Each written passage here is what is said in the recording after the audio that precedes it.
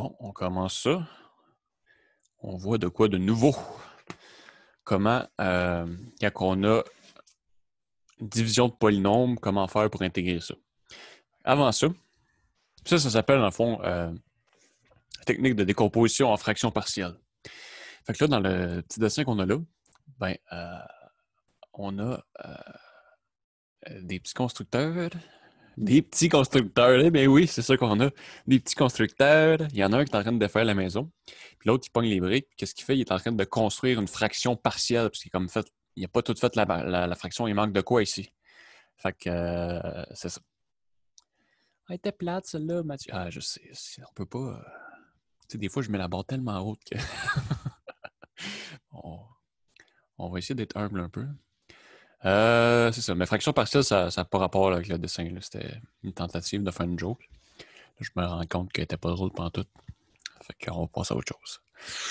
Good. Fait que comment on fait pour calculer quotient de polynôme? On appelle ça une fonction rationnelle quand on a un polynôme sur un polynôme. Je rappelle, un polynôme, c'est quand on a des combinaisons avec des nombres puis des x, mais des puissances entières positives. Fait que plus 3x plus 7, mettons. Mais je ne peux pas avoir plus x à la moins 1. Je ne peux pas avoir ça. Je ne peux pas avoir plus 1 sur x. X à la moins 1, c'est la même chose. Mais on ne peut pas avoir des puissances négatives. On ne peut pas avoir plus racine de x. On ne peut pas avoir des exposants, une demi ou peu importe. Fait que ça, c'est un polynôme. Fait que quand on a le quotient de deux polynômes, la division de deux polynômes, on peut facilement, non, peut-être pas facilement, on peut intégrer ça. Je m'amuse à être tout effacé. On peut intégrer ça. Là, ça dépend des polynômes en tant que tels, qu'est-ce qu'on va avoir. On va traiter 4 cas différents dans 4 vidéos différentes. Fait que là, on va traiter le cas numéro 1 pour commencer. Mais bref, un polynôme, dans le fond, qui soit de degré n'importe quoi, on peut tout le temps le décomposer en produit de polynômes de degré 1 et de degré 2 irréductible. C'est ce que je veux dire, irréductible. x2 moins 1, c'est pas irréductible parce que c'est une différence de carré, puis on peut dire que c'est x moins 1 fois x plus 1. Mais, parce qu'une différence de carré, je rappelle, on peut factoriser ça comme ça ici. Mais il y a des polynômes comme, mettons, x2 plus 1 qu'on ne peut pas écrire en produit de degré 1, si tu veux. Ça serait un polynôme irréductible. Puis, si on ne le sait pas si c'est un polynôme irréductible ou non, on essaye de le mettre dans la formule quadratique avec A, c'est égal à 1, B, c'est égal à 0, puis ça. Puis là, si on le met dans la formule quadratique, B au carré moins 4AC sur 2A, on obtient 0 plus ou moins racine de moins 4. Mais là, racine d'un nombre négatif, on ne peut pas faire ça, fait qu'il n'y a pas de solution. Donc, s'il n'y a pas de solution, ça veut dire que c'est irréductible. Là, je dis qu'il n'y a pas de solution parce qu'on travaille. S'il y en a qui font les fous, là, parce qu'on. Pour nous, il n'y a pas de solution parce qu'on travaille dans les nombres réels. Si on veut aller dans les nombres complexes, c'est une autre affaire, mais dans notre cas, c'est les nombres réels. Fait qu'il n'y a pas de solution d'une racine négative. OK. Fait que c'est ça. On peut tout le temps mettre un polynôme en produit, donc mettons x à la 1, ben, en produit de polynôme de degré 1. Là. Irréductible. Puis, OK. Fait que là, quand on a une fonction rationnelle, donc un polynôme sur un polynôme, px sur qx, puis que le degré du polynôme en haut, du numérateur, est plus petit que le degré en bas. Donc, il est strictement plus petit, pas plus petit ou égal. Là. Strictement plus petit. Mettons, on a quelque chose de degré 7 en haut, puis on a quelque chose de degré 8 en bas, ça va. Mais si on a quelque chose de degré 8 en haut, puis 8 en haut, ben là, c'est pas le même cas. Il faut faire autre chose. Donc, quand on a ça en haut plus petit qu'en bas, on fait directement décomposition en fraction partielle. Fraction partielle, ça veut dire quoi? Ça veut dire ça ici. Là, on panique. Aïe, aïe, aïe, ça fait peur. Des PX, des HX, des QX, des FJ, GI. En fait, tout ça, ce que ça veut dire, c'est que si on a un polynôme sur un polynôme, on peut le décomposer comme une fraction partielle. Fait un polynôme en entier plus des fractions. Pour ça qu'on appelle ça fraction partielle, il y en a un qui c'est pas vraiment une fraction. Ben, on pourrait le mettre sur 1, là, mais en tout cas. On a un polynôme plus quelque chose. Fait qu'exemple, Mettons, ici, on a... Puis, quelque chose-là, le degré de ce polynôme-là, degré, c'est la... Mettons, j'ai un polynôme x4 plus 3x plus 1. Son degré, c'est la plus grande puissance de x. Fait que ici, ça serait degré 4, ce polynôme-là. Même si j'ai un 3 ici, degré 4, c'est la plus grande puissance. Donc, on peut décomposer ça en fraction partielle. Fait que le degré est plus petit que le degré ici. Le degré en haut est plus petit que le degré en bas. Puis en bas, c'est un polynôme irréductible. Fait qu'en gros, mettons, j'ai un polynôme, je sais pas, moi, de degré. Par exemple, qu'est-ce que ça dit en gros? Mettons, un polynôme, je sais pas, de degré 100, 87 plus, etc. Je peux le décomposer en un polynôme. Là, c'est juste pour dire qu'est-ce que ça veut dire, cette expression-là. Je peux le décomposer en un polynôme. Ça, c'est mon hx. Plus des fractions partielles. Fait que, mettons, où le degré du numérateur est strictement plus petit que celui du dénominateur. Plus 3 sur x moins 1, plus 2 sur x plus 1, plus, etc. Fait que ça, c'est cette partie-là, si on veut, c'est ça ici. Puis cette partie-là, c'est ça ici. N'importe quelle fraction rationnelle. Ben là, en fait, j'ai mis un polynôme, c'est pas ça qu'on voulait. C'est n'importe quelle fraction partielle.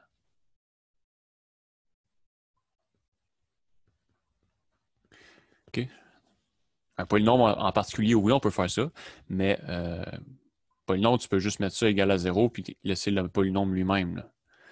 Donc, quand on a une affaire de même, quand on a un polynôme, on a juste à écrire ça, c'est égal à 0, puis ça, c'est mon polynôme, si on n'a rien ici. That's it. Mais si j'ai vraiment une fraction ici, fraction rationnelle, donc un quotient de polynôme, là, on va avoir un polynôme ici, plus des fonctions. Où est-ce que le degré en haut est le plus petit que le degré en bas? Puis, où est-ce qu'en bas, c'est irréductible? Comment on sait qu'un polynôme est irréductible? Il faut qu'il soit de degré 1 ou 2. S'il est de degré 2, ben, il faut que quand tu fais la formule quadratique, tu trouves racine d'un nombre négatif. Formule quadratique, c'est moins b plus ou moins racine de b2 moins 14c. OK. Fait que des fois, j'écris degré de p de x, mais des fois, j'écris juste degré de p. Ça veut dire la même affaire. C'est le degré du polynôme en haut, puis le degré du polynôme en bas, c'est q. Fait que si le polynôme est plus grand ou égal comme degré en haut, il faut faire une division à l'ancienne qu'on dit. Fait que mettons, si j'ai x2 plus x plus 1 sur x2 plus 2x plus 1, là, c'est le même degré. Il faudrait que je fasse la division à l'ancienne. Je le divise. Puis là, blablabla, j'essaie de diviser. Là. Fait que, en disant combien de fois que ça rentre là-dedans, puis là, on divise. Fait que là, on ferait... Là, je le fais vite, juste pour qu'on se dise « Ah, je me rappelle plus comment faire ça. » On va le revoir tantôt. Okay? On va le voir direct là après.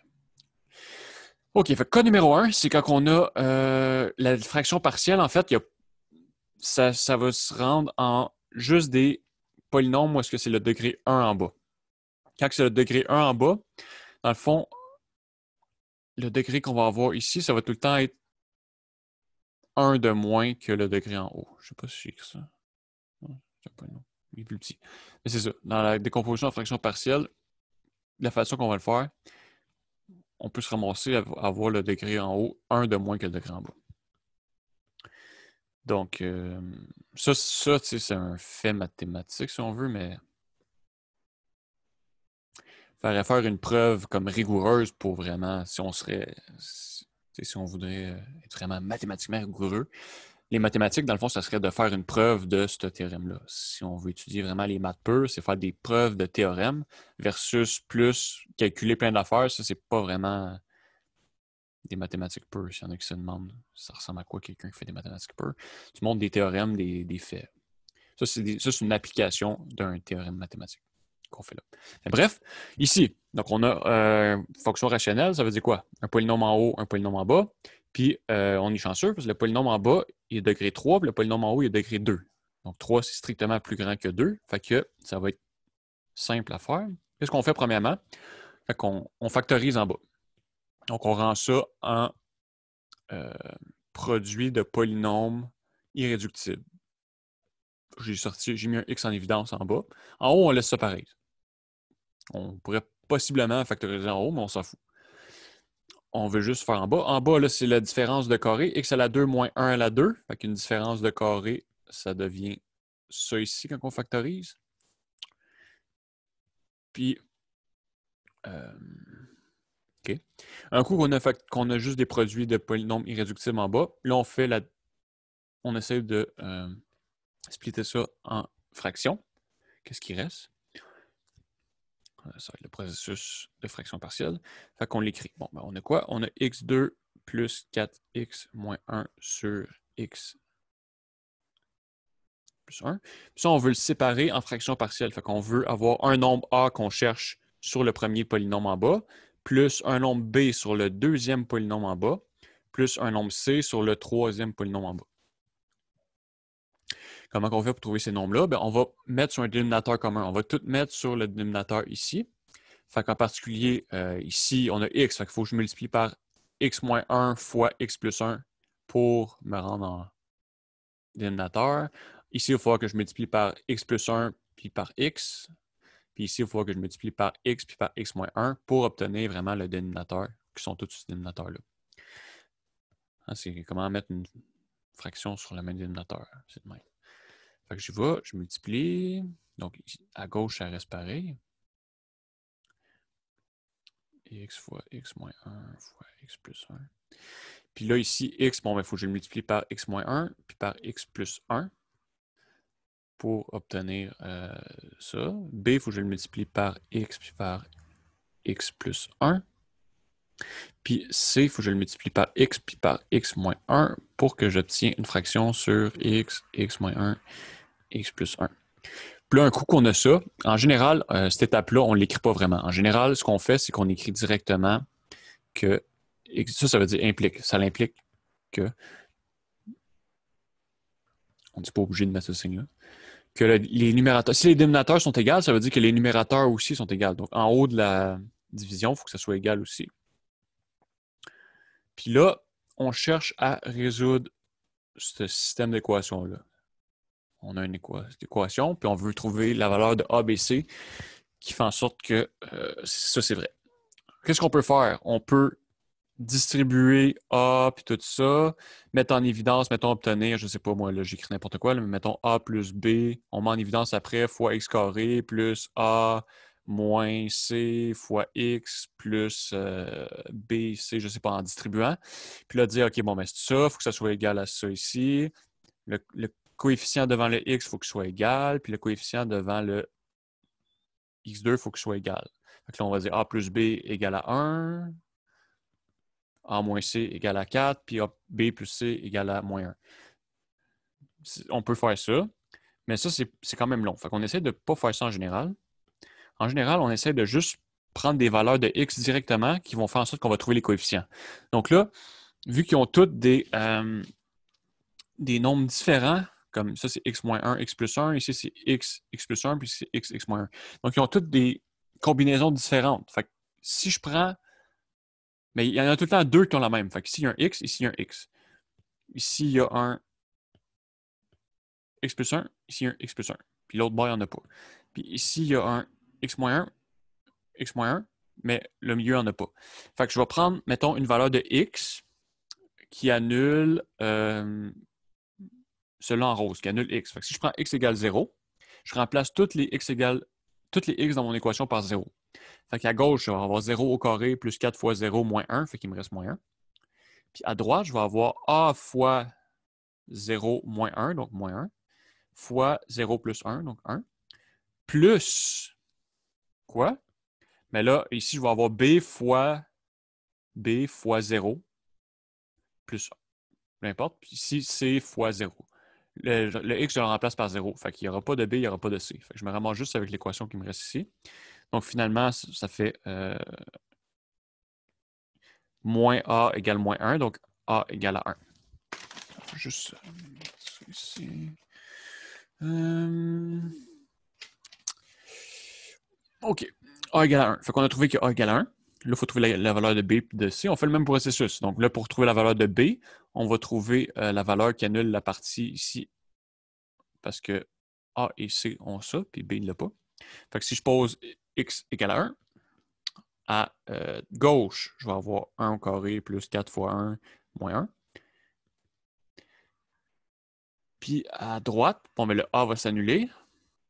Le C va s'annuler parce que le truc en bleu s'annule. 1 moins 1, ça fait 0. Puis il va rester B fois 1 fois 1 plus 1, donc fois 2.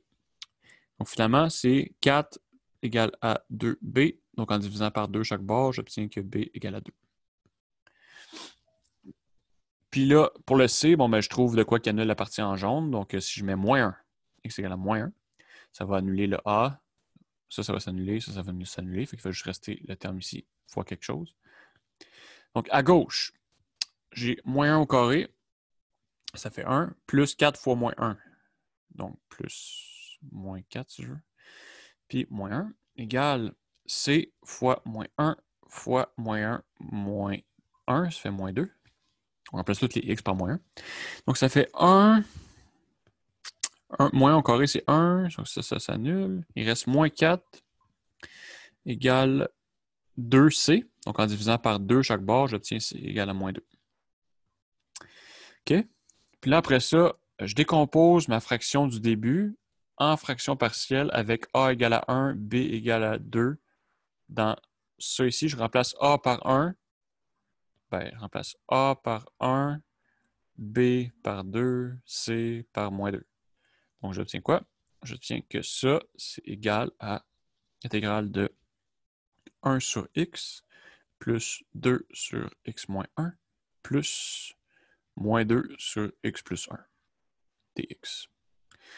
OK, puis là, pour intégrer ça, on pourrait splitter l'intégrale en 3. Ça s'intègre directement. Ça ferait faire substitution x moins 1, puis ça, substitution x plus 1.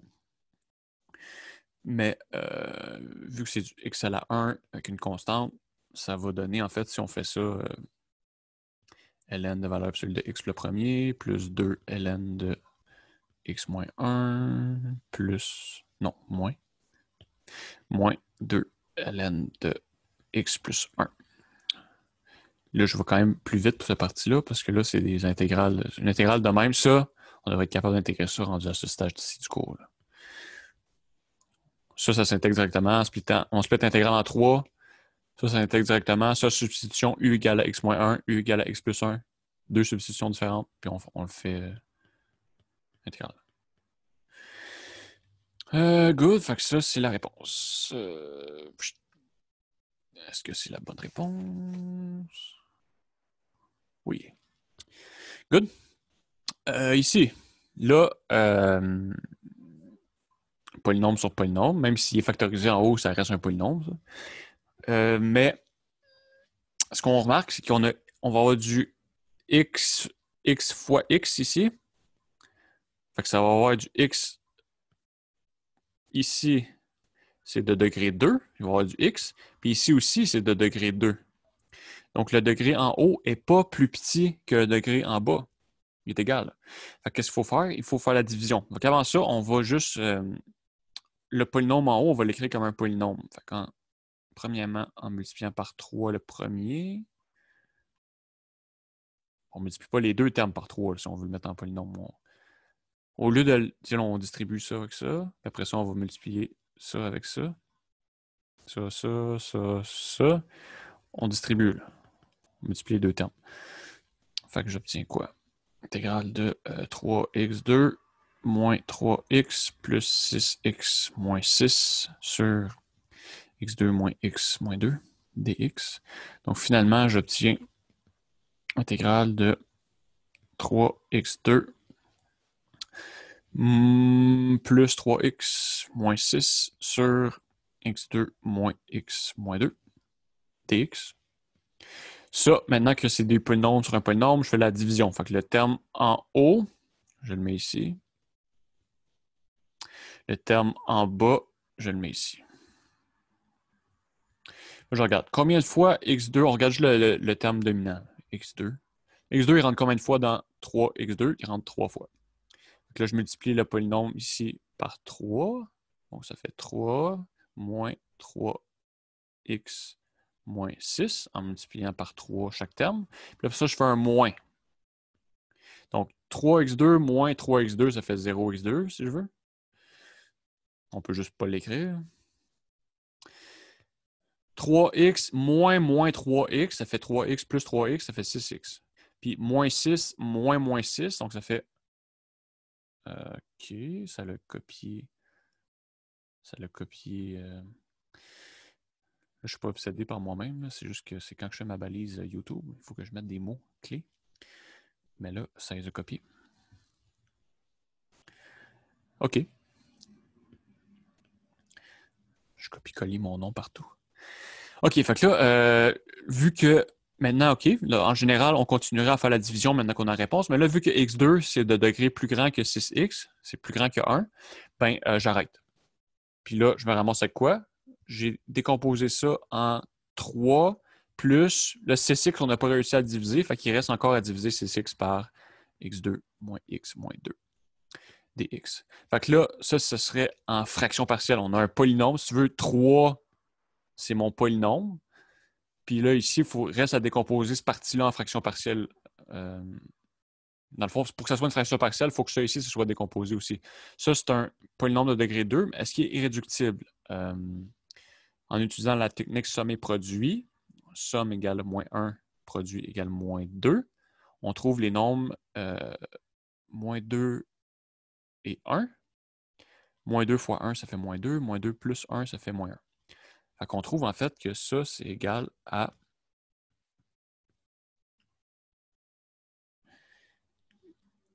6x sur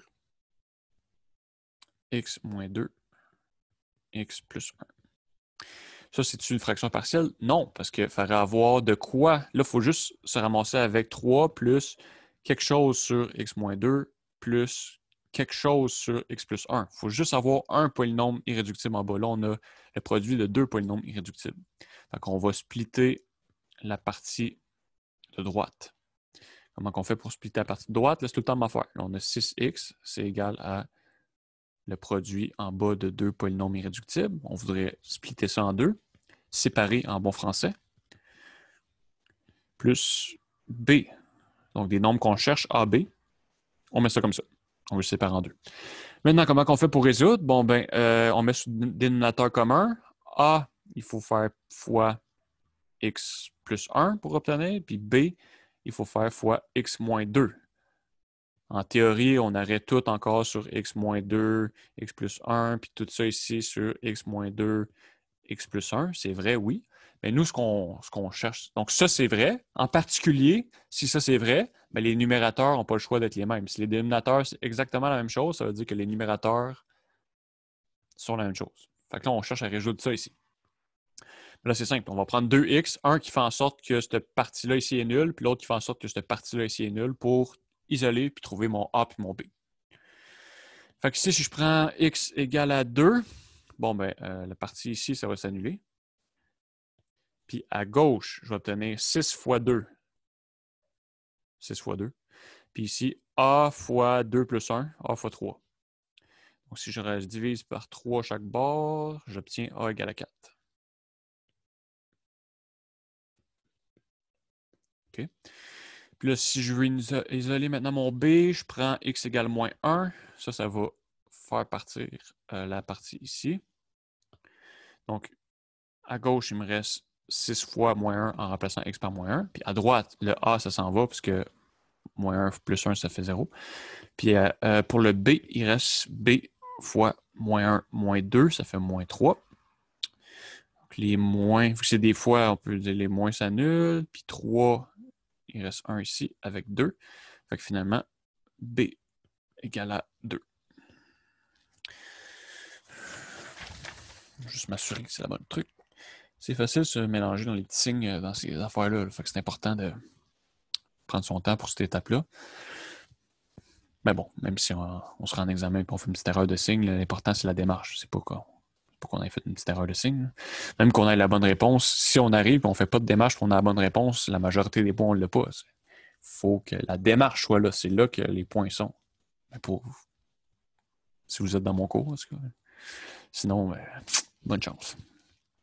OK, fait que là, on sait que finalement, le A ici, c'est 4, puis le B ici, c'est 2. OK? Fait qu'on se ramasse avec ça. On peut prendre un lasso, l'envoyer dans le lasso, puis déplacer ça un peu plus loin. Fait que là, on se ramasse finalement avec quoi? Ça, c'est égal à 3 plus 4 sur x moins 2 plus 2 sur x plus 1. Puis là, ça, c'est une décomposition en fraction partielle parce qu'on a un polynôme avec un terme que c'est des polynômes irréductibles, puis le degré en bas est plus grand que le degré en haut. Polynôme irréductible avec le degré en haut plus petit que le degré en bas. Fait que ça, c'est bien décomposé. C'est décomposé en fraction partielle. Puis un coup que c'est décomposé en fraction partielle, là, on peut intégrer directement. Donc ça, c'est égal à... intégrale, ça, il faut rester séparé en 3. Ça, ici, c'est une substitution u égale à x moins 2. Ça, c'est u égale à x plus 1.